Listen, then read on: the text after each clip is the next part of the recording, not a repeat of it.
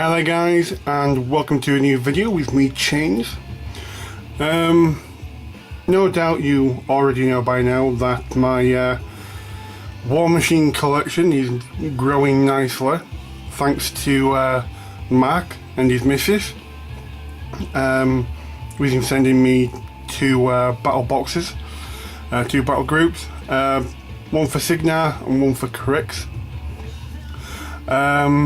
Basically the whole point of this video is for me to show off some of the more stuff and to update a fellow member of the community. So, without further ado, let's get on with it. Okay then guys, here we go. In some of my previous update videos I had mentioned I had my eye on the two-player box set. Well, I finally went out on a limb and purchased it. I've built up the models and prepared them for the painting phase, or at least the majority of them are. So what I'm going to do now is quickly run through the miniatures and my opinions on them. So to start off, I'm going to go through the one faction which had the biggest question mark over them, the Minoth. This is the Warcaster Krios. Must say, out of all the factions I've had a look at, one point of Minoth that I didn't pick up on the pictures was the sheer amount of cloth. And if there's one thing I've noticed that Privateer Press do superbly, they've got it down to a fine art, quite literally, is how they sculpt cloth. And Minoth are absolutely brimming with characters with cloth. Just zoom in a bit for you.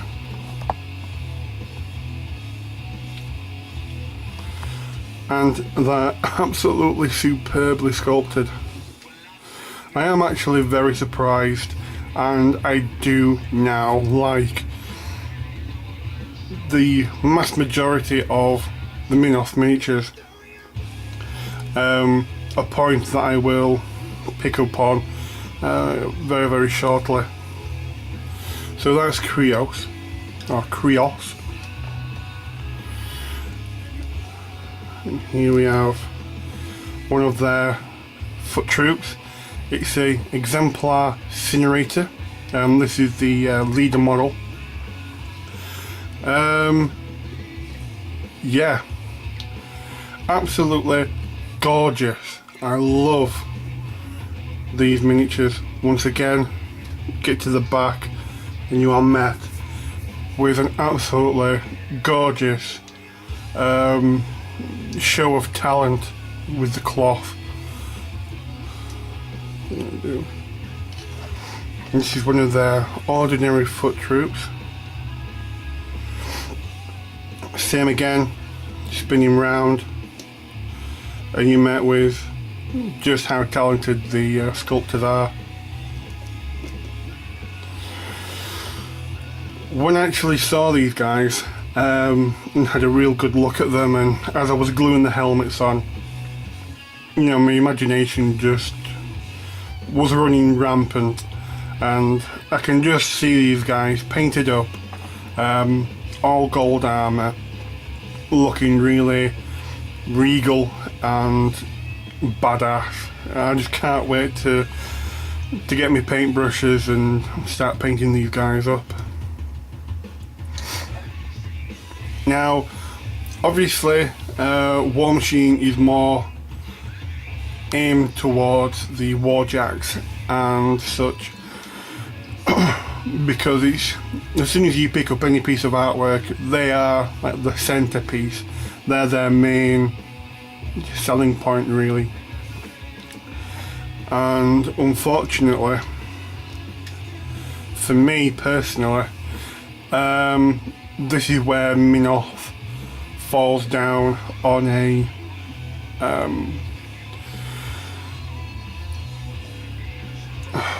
on the looks basis, really. I was trying to think of a fancy word, I just couldn't think of one. They basically look poo in my opinion. There's just not enough girth in the main torso and the legs area. The shoulders and the top part of the Warjack is perfect. I love just how regal it looks. You know, it's very prominent on the table. Once again, throw some golds on there, it'll look awesome. But you know, there's just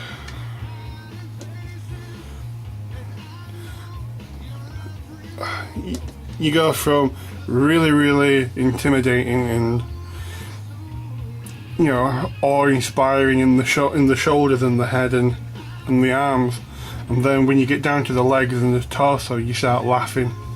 It's just loses all its oomph.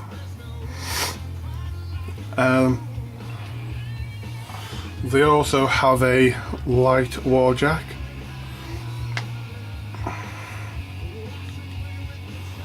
The one thing I have done with all the Warjacks is to make sure that I can separate them from the torso.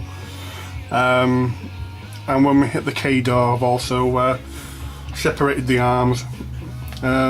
Purely because as I've, you know, got one myself and I've done a commission, I've built up enough experience with them to know that they can be quite troublesome to paint.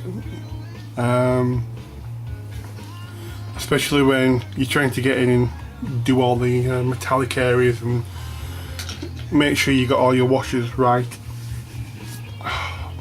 Okay, then moving on to my particular army of choice, K-door. This is their Warcaster, Warcaster Scorcher. Out of all the models so far, she has got to be the most elegant and petite framed miniature I've ever got my hands on. Her face is so finely detailed. I think this miniature is going to give me a run for my money when it comes to painting her. Somehow I don't think you know, painting the base coat, putting a little wash on, and then highlighting is gonna, you know, I don't think it's gonna work this time, purely because her features are so delicate. You know, I may have to take my time and build them up very slowly with successive layers of really watered down paint, and build them up slowly, and hope to God that when I do apply a wash, the recesses actually take and hold the wash. But apart from that, if I can't get her face right, I can definitely get her arse right. It's a very nicely sculpted buttock as well. Moving on, we have the K-door Man-O-War Shock Trooper. Now, just like the Warjacks, I'm keeping things separate from the miniatures. One thing I forgot to mention with the Minoth Incinerator was I've left the shields off. I haven't left it off for the main dude, but for the remaining troops I have done. Once again, purely just for painting purposes. Move you around. Once again, lovely sculpts. This guy came with a selection of head, so I decided to go with the helmet up. You had the choice of 3 heads: bare head, helmet on but visor up, and a full helmet. There you go. Very nice miniatures. Love the details. Here we go, if I can get the fucking thing up.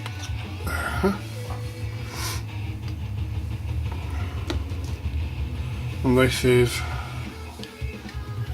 one of the troopers with his helmet on. Same again, halberd and gun shield. Love the sculpts. They're just taller than a Terminator, so they're quite big. I believe that Warhammer's 28, Warmachine 30mm, so some of the miniatures are quite tall.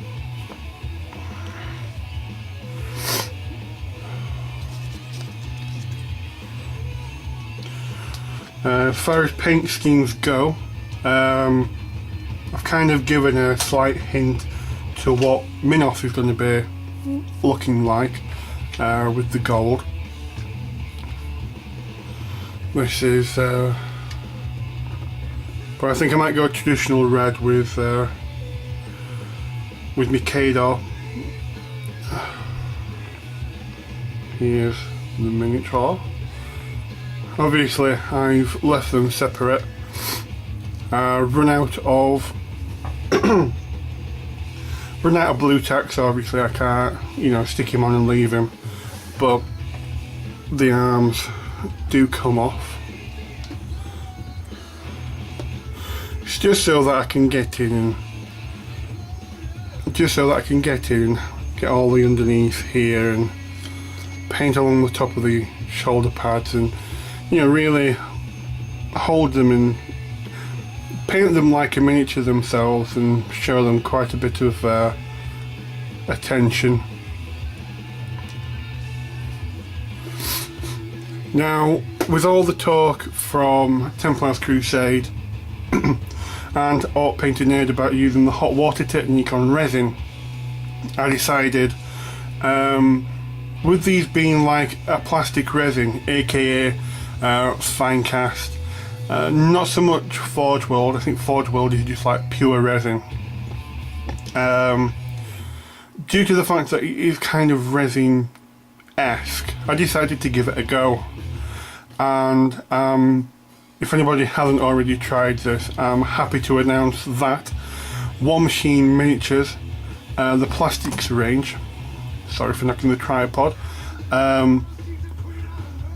the technique works with them, and quite effectively actually. These pair of legs was done using the hot water technique. I was able to bend them and reposition them.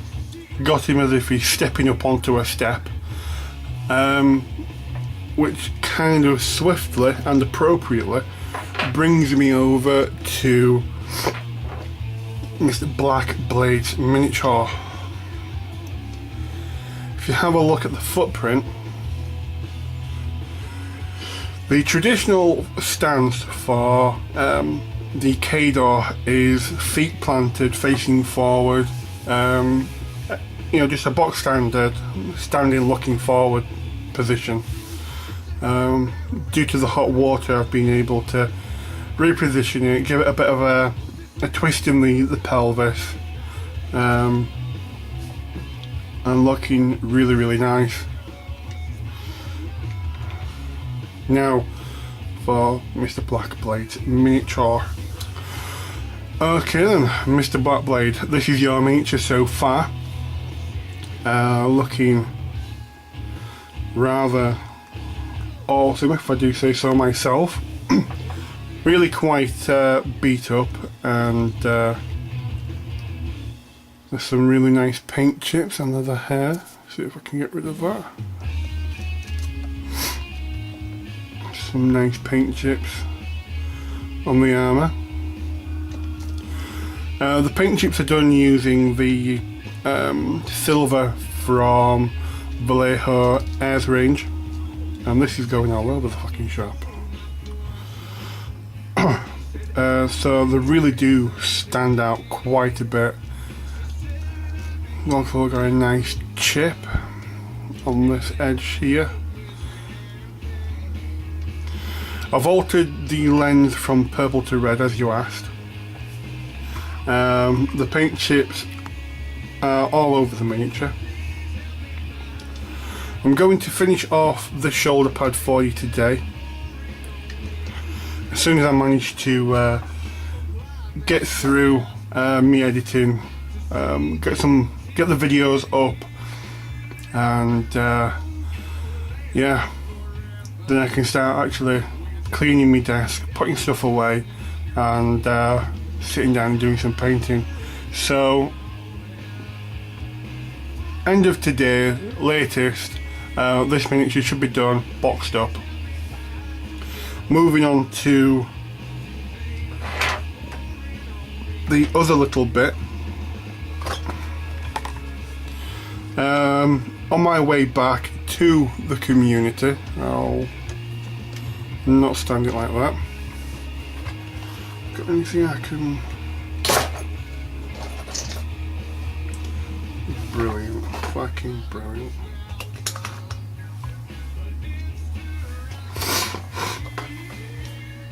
There you go. I'll zoom back out. On my way back to coming to YouTube, I'd been sending 1 or 2 messages to Blackblade saying, you know, your miniature's almost done, and I wanted to let him know that I appreciate the fact that he's been so patient with me university cranking up the work amount load, and really needed to take priority over everything else. And the fact that he understood that and was more than happy to you know, give me the time to do that was absolutely awesome. And as a way of saying thank you to him, I offered to buy him an upgrade kit or a new Warcaster to apologise for the delay. So he asked for Commander Harkovich, the Iron Wolf. So what I'm going to quickly do now is open the box and show him the sculpt and what it looks like.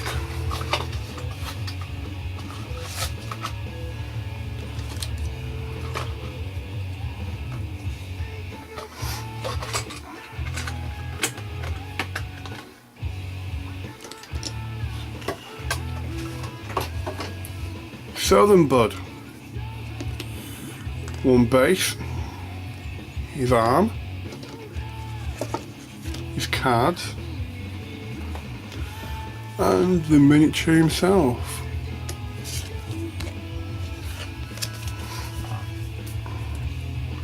So yeah, dude, there you go.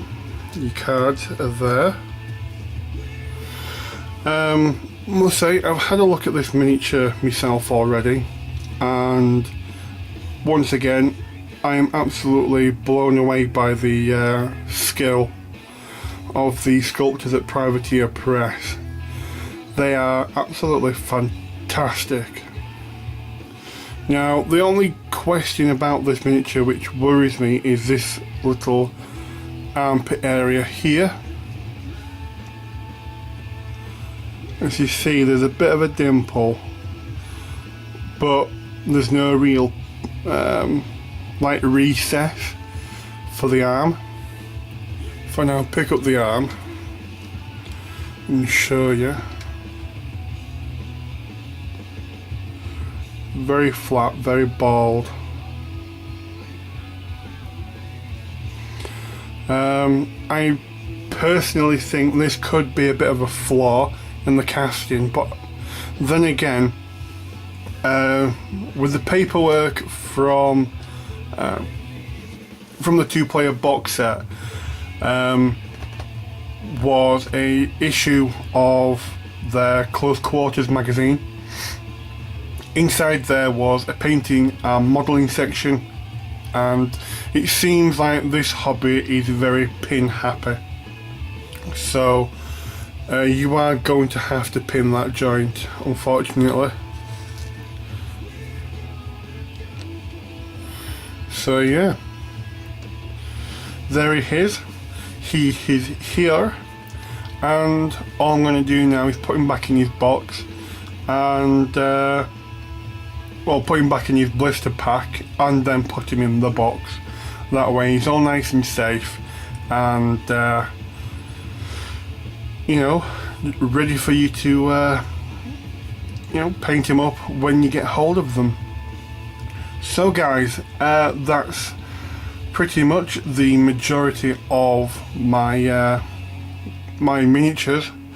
Now, Mac asked me whether or not I was planning to play the game properly, and whilst I was looking through the starter guide and the quick rules, it also prints out the cards for all the box sets. Once again, sorry for knocking the tripod. All the like battle boxes. You know when you get like a Warcaster and 2 Jacks. Marneus has just sent me the miniatures for 2 of the battle boxes. None of the cards were there, but the 2-player box set actually gives you the cards for the battle boxes. I will show you.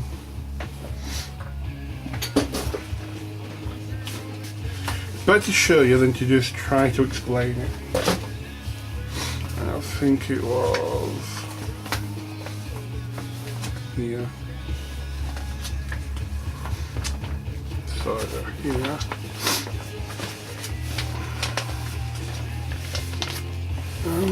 Just put these down here for 2 seconds. And here we are with the magazine. Yeah, I've got the cards for all the battle boxes or battle forces that are currently out there for the 4 races or 4 factions. You've seen the 2-player box set.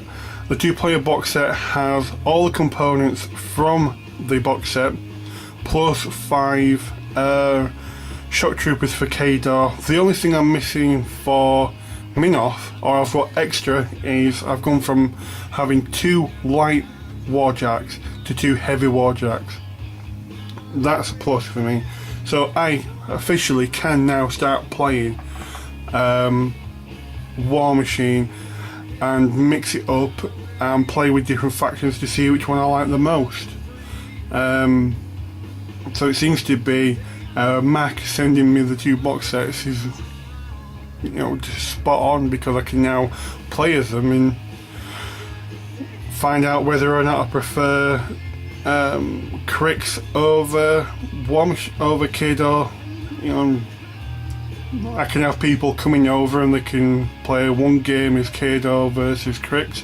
Next game we could have Kadar versus Signar, Signar versus Minoth. I can mix it up and I can, you know, very small skirmish games, but you know, yeah, I'm really looking forward to playing this. Well, there you go guys, thank you for watching. I know it's been a long one again, I do like to talk, but it's been a bit of a hectic week. That's it pretty much, you know. Cheers for watching guys, don't forget to comment, rate and subscribe, and I will see you in my next video. Bye bye.